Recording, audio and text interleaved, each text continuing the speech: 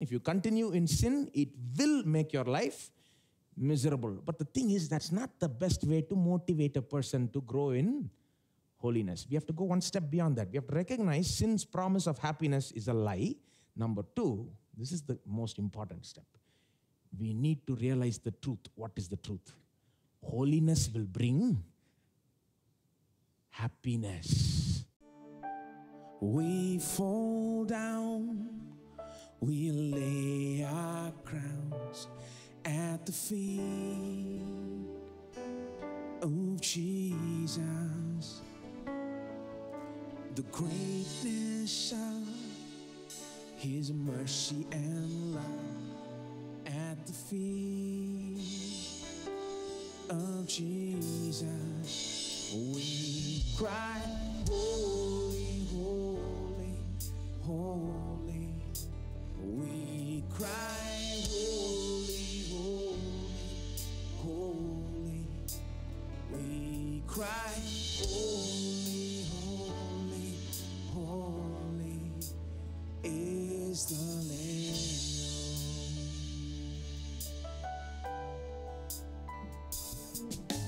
We fall down, we lay our crowns at the feet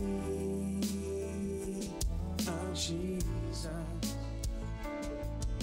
The greatness of His mercy and love at the feet of Jesus. We cry, holy, holy, holy. We cry, holy, holy, holy. We cry, holy, holy, holy is the Lamb. We cry, holy, holy, holy. We cry, holy, holy,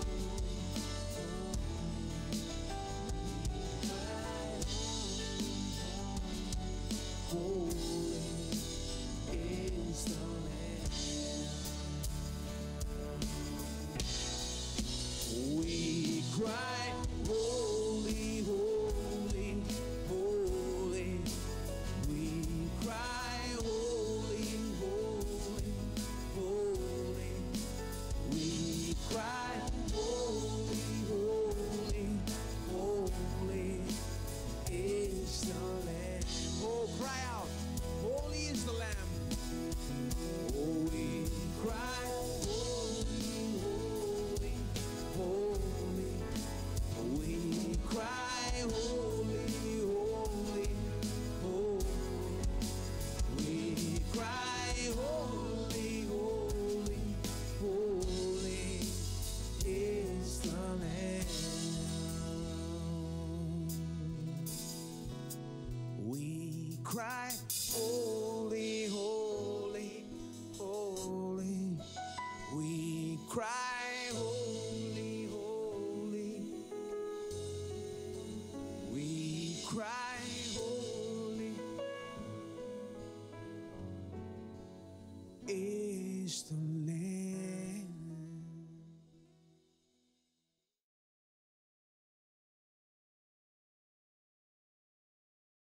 Motivate and empower us, help us to grow in holiness. That is the connection between holiness and happiness.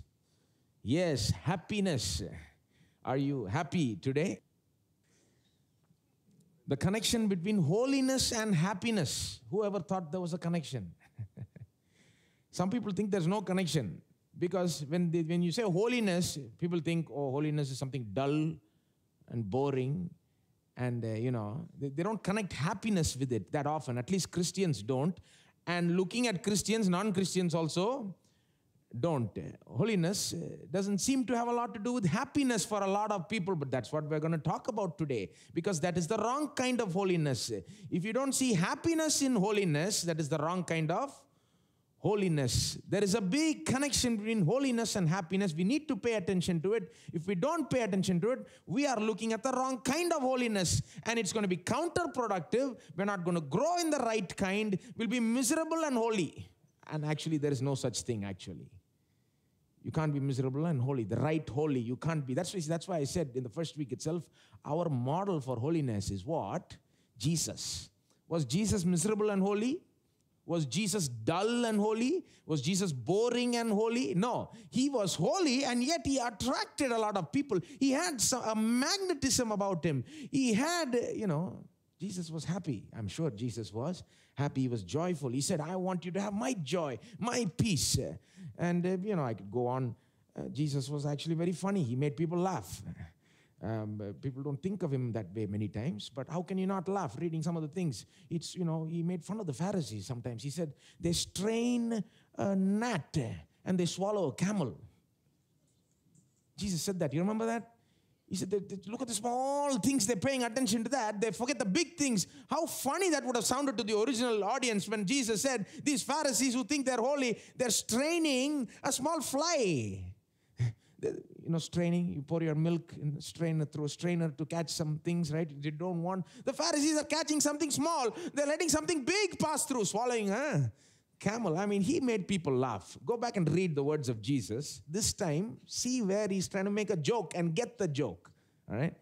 So my point is, there's a big connection between holiness and happiness. At least when you see Jesus, the way he has holiness, the way he projects it, the way he exudes it, he's also happy. Now, what is the connection between holiness and happiness? We must view a holy life as the path to a happy life. The holy life as a path to a happy life. A holy life leads to a happy life.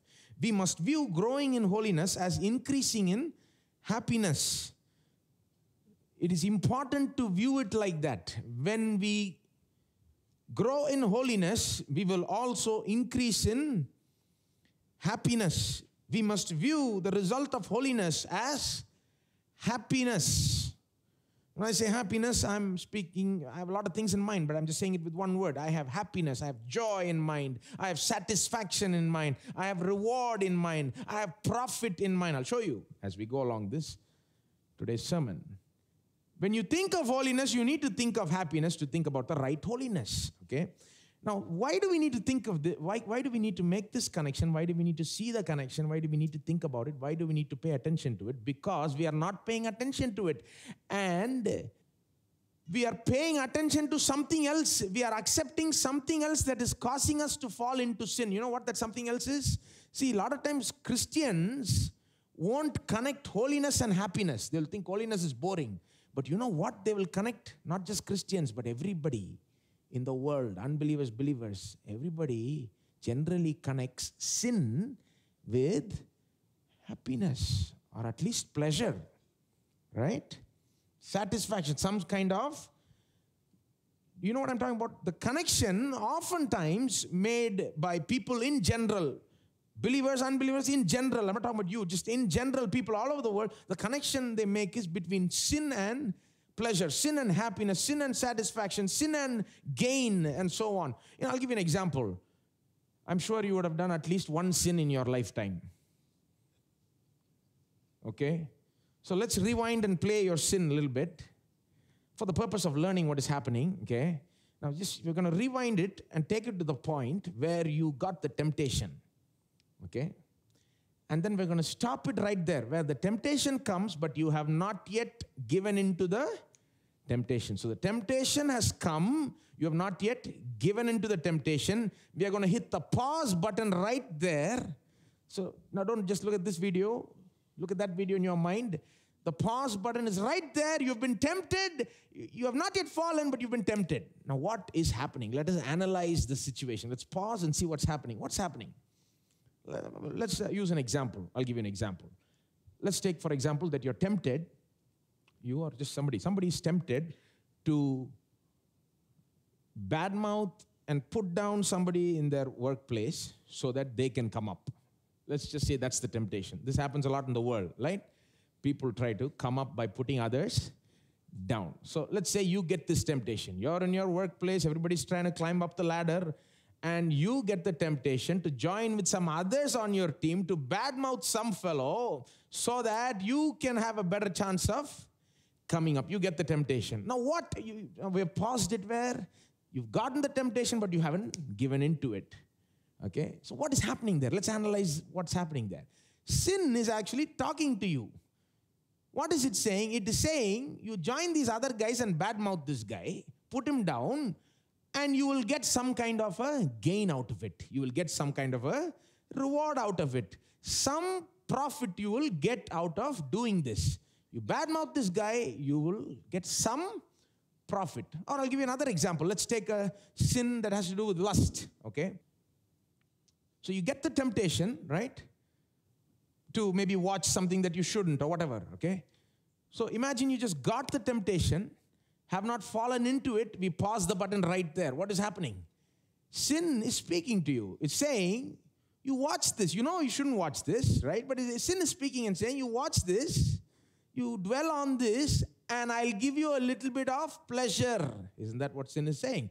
You watch this, you commit this, you give in to this, I'll give you some pleasure. I'll give you some satisfaction. You know what I'm talking about? Does sin speak like that, my friend? Yes. It speaks like that, and many times, or at least sometimes, we accept it. You know why I know we accept it? Because sometimes we fall into that sin. The very fact we fall into that sin is proof that we accept the notion. We accept sin's proposition. Sin is proposing, saying, you come, I'll give you some reward, some gain, some pleasure. And we sometimes accept it. The proof that we accept it is we fall. Let me tell you, my friend, nobody sins out of a sense of duty. Do you know anybody who's sinning out of a sense of duty? Well, it's my duty, brother, to do that. No.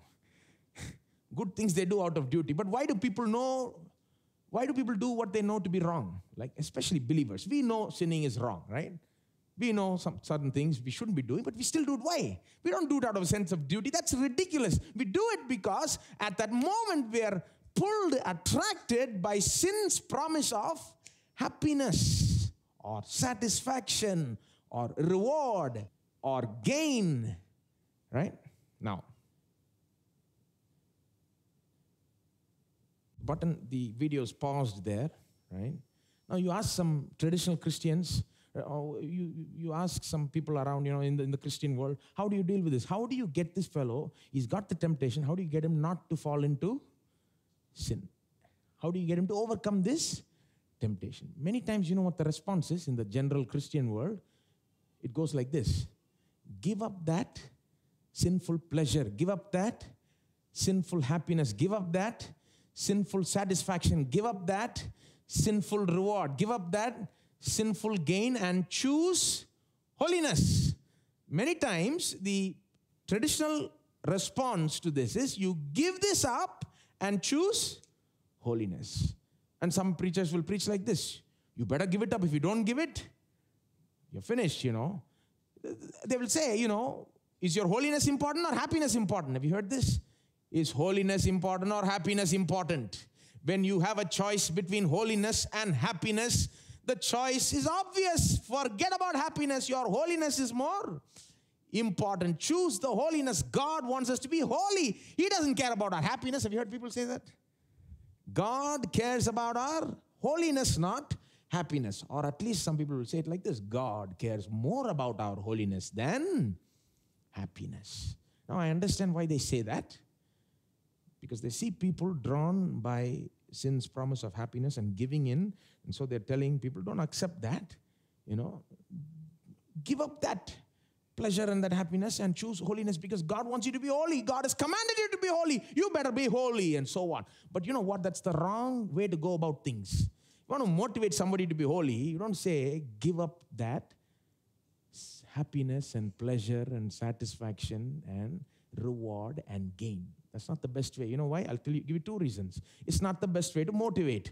Two reasons. Number one, it's just simply not the truth. Let me put it like this. This kind of approach encourages a distorted view of everything, a distorted view about everything. What do I mean by that? When you say, when you think or when you say, okay, I'm talking about our thinking, our way of dealing with the paused video. You know where the video is paused? Just before you fall into sin. How do you not fall into sin? When you say, the way you don't fall into sin is you give up this pleasure, this satisfaction, this reward, and choose holiness. When you just put it in those terms, it's not the best way. Why? Because it encourages, it promotes a distorted view of everything. Distorted view of sin, of happiness, of holiness, of God. Let me give you an example.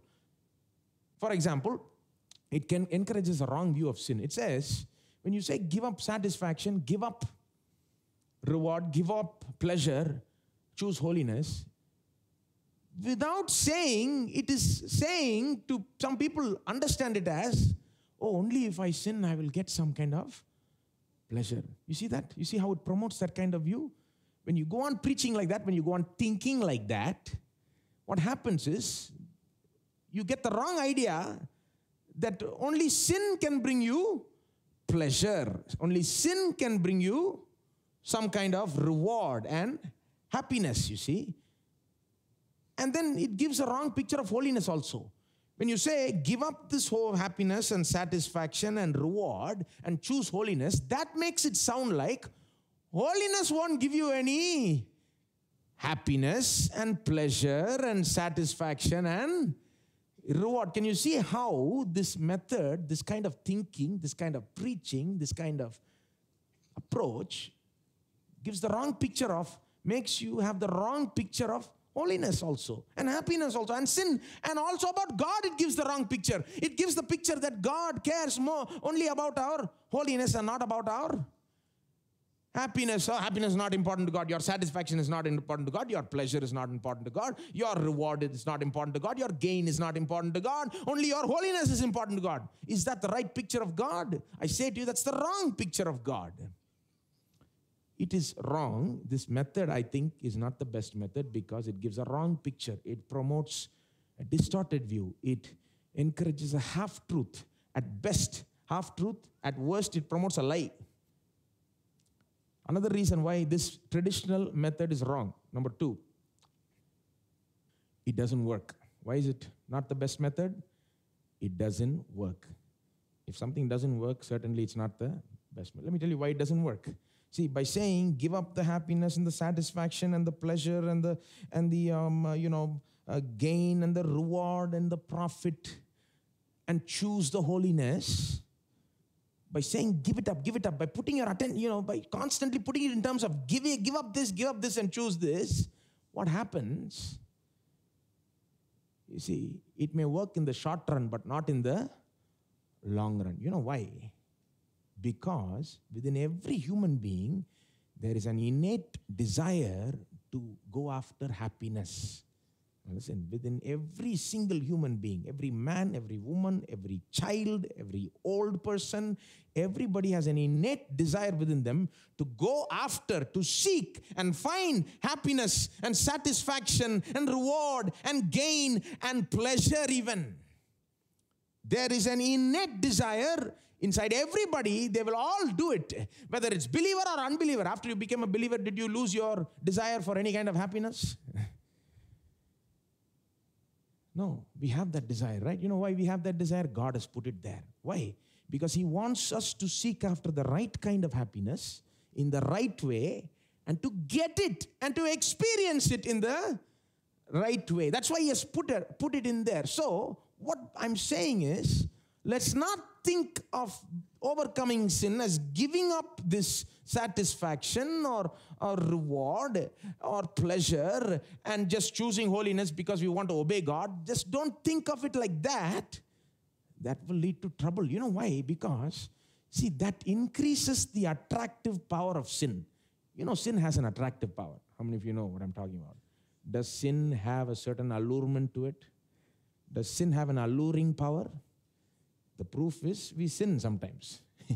If it does not have an alluring power, we will never sin, right? Sin has a certain power of alluring, attracting us. What is that power? It says, you come, I'll give you some satisfaction. I'll give you something, right? And when we respond by thinking or saying, oh, I'll give up that satisfaction and choose to be holy, when we stop there with our response, what happens is we are actually making sin more attractive. What is the correct response? Remember the past video? What is the correct response? What is the best response, shall we say? The best response. I think the best response is this. First, to recognize that sin's promise of happiness is a lie. Sin's promise of happiness is a lie. Why? Because sin is not going to give us happiness. Now, it is true in one way, sin will give a sort of fleeting, inferior happiness, right? It will last for a very short time, but then after that, what happens? Troubles. Sin is like a cake with icing on top, right? Now, have you seen some cake? It's covered fully with icing. Until you cut through the icing, you don't know what's inside, right? Now, sin is wonderfully iced on the outside. It has beautiful, wonderful icing, but everything inside is poison. It's like a cake full of poison covered with super icing. So it entices you with the icing, but once you cut through, once you take it, you realize this is all poison. It's covered up. Poison, see? So we realize, number one, that sin's promise of happiness is a lie. Let me say that again, my friend. Sin's promise of happiness is a lie. Do you know that? This is a lie promoted by the devil and the world. The world, have you seen the world, the way they make it look? Oh, you come and do this and do that, you sin and you'll be so happy, you'll get so much pleasure out of it, you'll get so much satisfaction out of it. And the world is helped by Christians also. You know why? Here Christians are on the other end. They are saying, let's live holy, holy, but they're not very happy sometimes. So the world looks and sees these fellows going and doing all kinds of sins, seem to be experiencing a lot of fun. They seem to be having a lot of fun. Everybody say fun. Some people. Fun has become a word. The devil has stolen the word fun today. Somebody said, back in the 70s, why should the devil have all the good music? Have you heard of that saying? Why should the devil have all the... After that, only all kinds of praise and worship teams and groups started coming up. Because that one man said, why should the devil have all the good music? Let me say to you, my friend, why should the devil have all the fun? Or let me say to you it like this. Why should the sinner have all the fun? What about the holy person? See, but Christians have lived in a way, sometimes, where it appears as though a holy life is not a life of fun and excitement. It's a life of boring, dull, And so the other life, the sinner's life, looks... Have you seen some people giving testimony? Sometimes testimony is a tricky thing, In some places, some people get up and give testimony and they'll say, I lived like, I was drinking and doing this, smoking and going with these, gangs and doing this and that, booze, all these pleasures I was experiencing. Have you seen them give testimony? Sometimes they'll describe it in a very long and fun way. People listening, the young people and all, the youth in the church, listen very carefully. This sounds very exciting, And then suddenly Jesus came and rescued me out of that. It'll sound almost like Jesus stopped all the fun. I wonder sometimes I wonder the value of those testimonies. It's very important the way we put across a testimony. See? What has happened is, sin has been connected with happiness so much, and our holiness has not been connected with this so much, see? But we need to recognize that that is a lie. It is a lie promoted by the devil. The world is promoting it, but we should not be accepting that lie. We should know better and we should live better. That's the point. But that's not enough. It's not enough to just realize that sin won't give you happiness. It's not enough to realize sin will bring misery. A lot of people, they stop with that. A lot of churches, they try to get the people to live holy, and they preach fire and brimstone sermons. What do they say? If you sin, God will send his fire and brimstone, His wrath. He will pour it out on you. He will punish you. If you keep sinning, God will punish you. If you keep sinning, bad things are going to happen. See, what they're saying is sin will make your life miserable. Is that true? Yes, that is true. Sin, if you continue in sin, it will make your life miserable. But the thing is, that's not the best way to motivate a person to grow in holiness. We have to go one step beyond that. We have to recognize sin's promise of happiness is a lie. Number two, this is the most important step. We need to realize the truth. What is the truth? Holiness will bring happiness.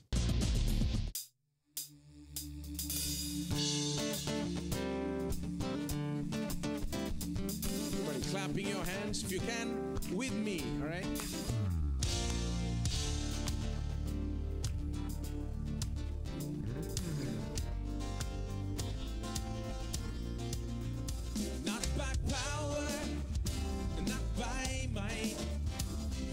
Spirit, says the Lord, not by power, not by might, by my Spirit, says the Lord.